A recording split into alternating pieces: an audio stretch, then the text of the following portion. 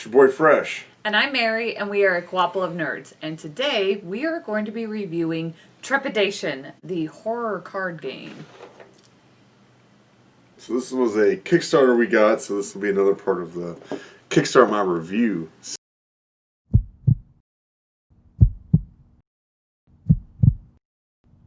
series. But before we begin, don't forget to give us a like, a subscribe, and follow us on Facebook and Twitter now. Yeah, she's handling the social media. So. We'll see. So this is a game by M. Fife. I'm not sure what the M stands for. Couldn't figure that out. But the box was signed. I think it might be Ming. Maybe. We'll see. Yeah. It's, I can read cursive. I can write cursive. But signatures are always difficult to decipher. My signature is just awful. Like, especially if I'm in a hurry, I just draw a straight line. You can read mine. You can read mine. So, this is 2 to 5 players. It plays in 10 to 30 minutes, and it's for ages 12 and up. Right, so this is a cooperative, lightweight card game, but it also has hidden rules and a trader aspect to it. So, the cooperative has a little asterisk next to it. Yeah. Maybe you're working together, maybe you're not. We're going to jump right into the category. So first we'll start with component/art. So basically here are the two types of roles you can have. It's town person or possessed. And basically these are shuffled up and dealt out randomly so no one knows. But if you're playing two-player like us... Right, two-player you don't get it. You don't have one. So basically as you go through this game you're sort of building a path through the woods. And essentially each spot you play on the path will either have two kinds of artwork, either trees or rocks. And so trees touch trees, rocks touch rocks. You will also come across, there's another one, landmarks. And that's ultimately how you win the game. For easy, you need to come across 3 landmarks and defeat the villains. I think medium is 4, hard is 5, if memory serves. Typically when you draw that landmark, you're going to draw X number of monsters for both players. Mm-hmm. So hang on. Still going through some items. So here we got, basically you are being haunted by various monsters. Here is a ghost, black-eyed child. That one looks super creepy. Yeah. And a ghoul. And to defeat those, you come across various items. There's a candle, a torch, and rotten meat. Yeah. Yeah. And then also you can come across events. Some are good, some are bad. So this is a virus. If you get 2 of these cards, you die automatically. Grave robber, you get to go dig out a used item. And fog, the monsters don't wait to kill you, they kill you now. Some good, some bad. And there's even one that will switch up the roles randomly, which that's kind of fun. But again, we only played it fully cooperative because it's only for a 2-player game you have to play it fully cooperative. So for components art,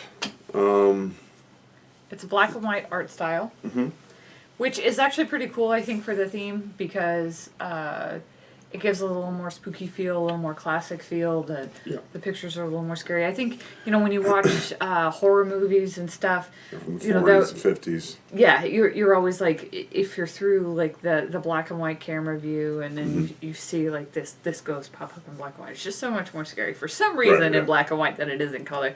So I really think that gives a great effect. But it was kind of unfortunate that for each of the types of, I guess, villains, you could call them, or monsters that you come across, there's only one picture. So for each ghost, it was the same ghost picture. I really felt like this game had a lot of opportunity to open up their artwork and really do something different for each card, because you could really do a lot of spooky things on these, which would make it so much. I mean, not that the artwork that was on there wasn't great. It was just, there was just so much more opportunity for more. Right. Especially, you know, some of the images of like the black-eyed child or the ghouls, like just get them in a different position. You know, you can still use the same subject matter, but kind of tweak it. You know, Mary at one point in time had 3 different ghosts on her, but they all looked exactly the same. So it's like, is it triplets that are haunting you all at the same time? Now the card size are standard card size, which is nice. The card quality feels pretty good. I do kind of worry about the ink they used, like on the edges of the cards. You can kind of see a little bit of that is starting to fade already. I mean, you probably played this game 5-6 times. I don't know if the camera will pick it up, but it's starting to chip away just a little bit on the edge. But overall, we like the art and are impressed with the components. Yeah, it definitely helped. Suitable. Yeah, it helped with the theme and the story, and helped draw you in a little bit. It's scary to look at. Yeah. So next is theme/story. So basically the idea is that people are going missing in the woods, and you and a group of townspeople are going to go, well, there's all these myths and legends building up that what's happening to these people, and you come to find out they're all true, and now you got to escape yourself. You never find anyone in there, so as soon as people go in, they just die, I guess. Maybe that's the bag of rotten meat you find. That was the old blacksmith down the road. But there is no overarching story, so game to game is singular event.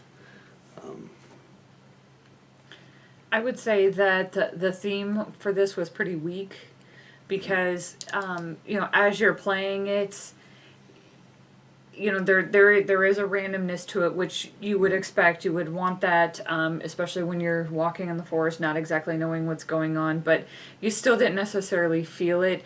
I think that when you're putting forth this path that you're going through the forest, it's not really something that you feel. You know, you have these very vaguely drawn, like there's the stone path, and then there's the wooded path, and they're pretty generic and vaguely drawn, and you're just like, you don't really feel like you're truly there. Right. All right. So next is gameplay. So the thing that we really enjoyed about this is that it is really quick and easy to learn, and especially for us, you know, we always have time constraints, so something that's quick that we can get done in 10 to 30 minutes is definitely something that we're always looking for, you know, small, compact, take it with us, and learn it really quick and play. Right. This game didn't really feel cooperative. You could trade items, assuming one of you wasn't haunted with a ghost. That stopped trading. But other than that, you're just sort of walking side by side. It doesn't state in the rulebook whether I could use my items to defeat her monsters, so we tried it both ways. Sometimes it did help a little bit when we could use each other's items. This is a hard game. And I enjoy hard games, especially board games, cooperative, because, you know, there's not generally an overarching story, so, you know, the thrill comes with the thrill of victory, whereas like a video game, you can enjoy the story, enjoy the cinematics of it. With a board game, it's, you know, a little more straightforward, so I like a challenge. But this was just insane. On the easy setting, we never won. Right. Yeah. And we've played a lot of board games. We got a board game YouTube channel, and just got annihilated time and time again. I did see on their Kickstarter that they have launched some suggestions to make it easier. My thought with that is, well, maybe, you know, they specifically mentioned 2 and 3 player games being a little too tough.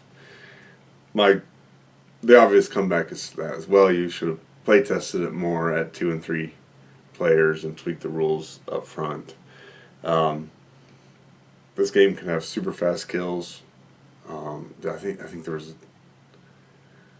I want to say there was a game that we Probably about 2 minutes. died about 2 minutes in. Yeah. Just pretty much immediately. Obliterate it. And it wasn't that we didn't know the game or we didn't know a strategy. It was just the luck. Right. Yeah, this game, randomness is maxed out. Mm-hmm. You find random items and fight random monsters. The only way to defeat a monster is to have a specific item.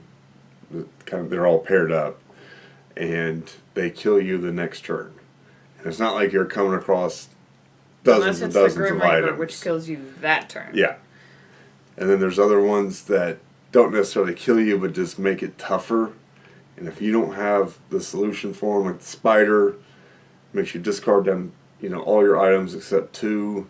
So you get hit with a spider, and then something else comes. You can trade in 2 items to search the deck for an item you need, but that feels like a bad method because so many monsters are coming that 2 for 1 in yourself is just not a winning formula. Your hand's going to be empty so fast. So ultimately, that super high randomness and it being a really tough game. Ultimately, we put our games into 3 categories. Play, which means it hits the table as often as possible. Display, which means you hit the table whenever the mood strikes. And stay away, which means you leave it at the store for someone else to get. And for us, this game is a stay away. Like I said, it's too random. It's too random. And I think having played it as many times as we have and never won. Yeah. That's we haven't even been close. And we were pretty excited about this game because it's spooky, the artwork, and it's signed by the creator. That's really cool. Yeah. We watch horror movies. If you're on our channel at all, we do horror movie unboxings. So that theme should apply to me. It's just too random. I definitely feel like this was a unique game. I feel like I don't have a game to compare it to. So this is truly unique to me. At least, I haven't played as many games as some people, but I did feel like this was something that I can't compare to something else. Mm-hmm. So they truly made something their own with this, but it just wasn't for us. Right. And it might be different if your play group is 3 to 5 players and you get to use that trader card. You might enjoy it a little bit more than we did. I think that is sort of will take the game in another direction. Now you won't just consistently lose to the computer. Now one player will win because evil will win most of the time, and so at least one person gets to win. So you might try it if your play group's 3 to 5, but for a 2-player, it's not probably for us. Not a good idea. Well, unfortunately, we hate doing negative reviews, but we got to be honest. Yeah. So that'll do it for this video. Thank See you next time. Bye-bye.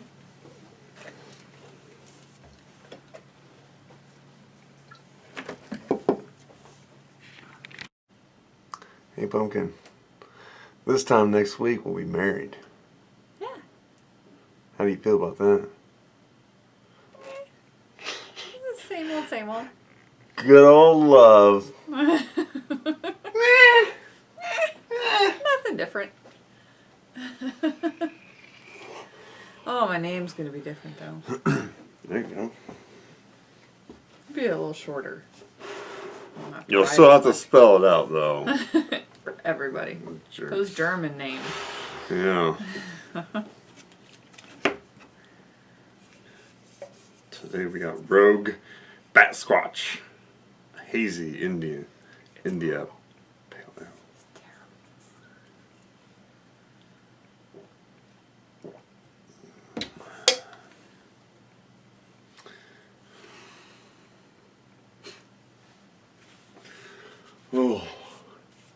look handsome? Always Like look awake? Barely. Barely. It's been a long weekend, and it's not about to get any shorter. So